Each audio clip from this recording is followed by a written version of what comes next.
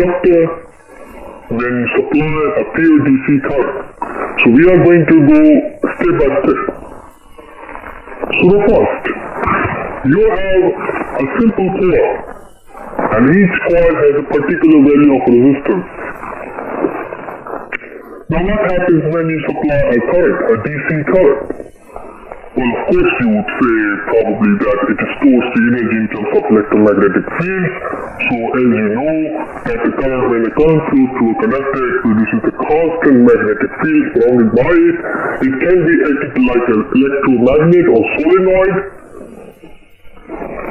But here, in this learning outcome, our interest is to understand the alternative currents, a time-changing magnetic field.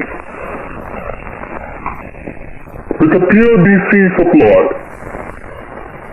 the inductor behaves differently or like alternative currents at the very start when you switch on and at the very end when you switch off the circuit.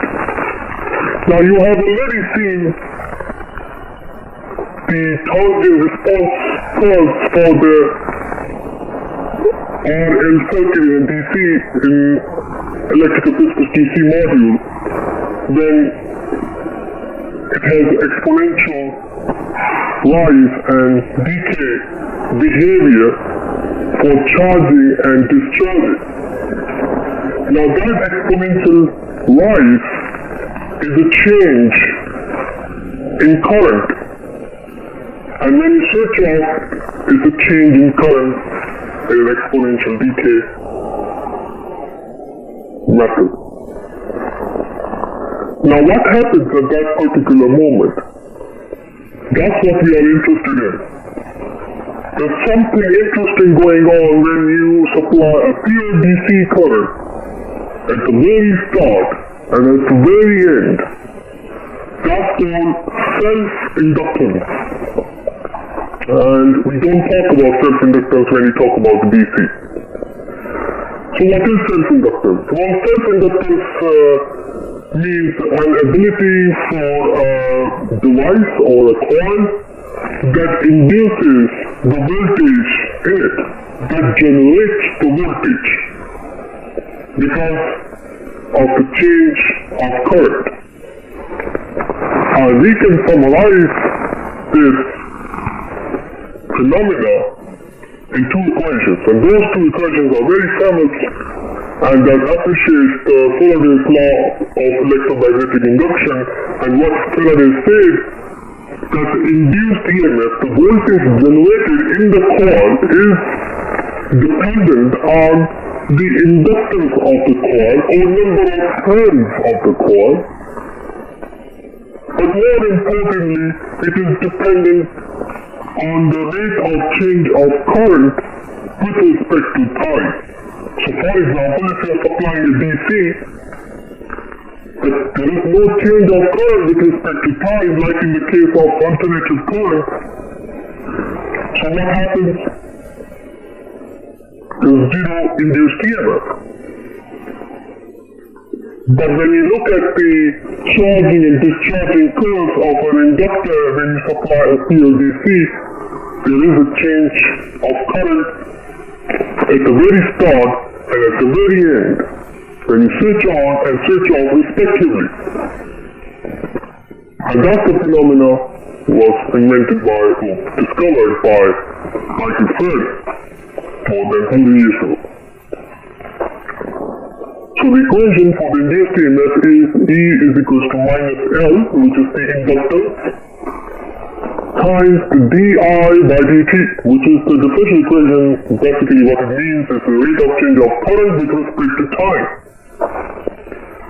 But as you know from our last learning outcome 4, that we know when a current flows through a conductor, it produces a magnetic field, and magnetic field as a unit Weber can be represented as a flux, phi, Greek letter.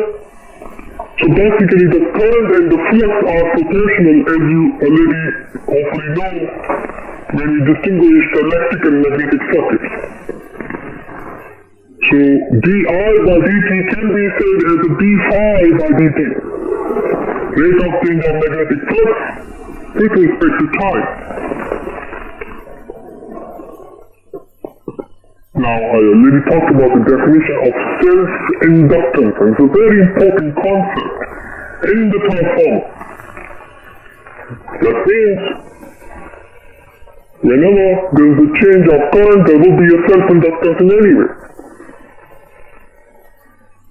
So self-inductance is an ability of a machine, of a device, of a coil to induce, to generate an electromotive force or EMF within itself in response to a change in current or magnetic flux. Now, example question. Now, this example question is designed to just practice that equation, and what it means that a coil, an inductive coil with a resistance of 60 ohms and having the inductance of 0.25 henries. Of course, we can calculate the impedance and the voltage and the current and etc. as we learned already in RLC circuits, but in this one we are going to apply the induced EMF equations. It is connected to a 24-volt DC supply, full stop. Now you can assume that nothing would happen, but in the next sentence it says the current flow through the coil gives rise to a flux of 350 microwebers when the circuit is switched off. Like I said, at the start or the end, at the switch on or switch off. When the circuit is switched off, the current reduces to zero in 1 millisecond. And we can calculate the induced EMF in that particular period of time that we normally ignore. So induced EMF is equals to minus L di by dt, and by simply applying the Ohm's law, we have the voltage, we have the resistance, so we can calculate the current change, that is 0.4 amperes. We got the inductance already, and we got the change in time, which is 1 millisecond. So 0.25 times 0.4 divided by 1 into 10 to the power minus 3. This gives you 100 volt as an induced EMF. Now you might ask the question, why there is no negative sign? Well, the negative sign indicates that the induced EMF caused by the self-inductance is due to having the direction opposite to the supply voltage. That means that the induced EMF in the coil will always be opposite in direction to the supply voltage, and that's what the negative sign represents.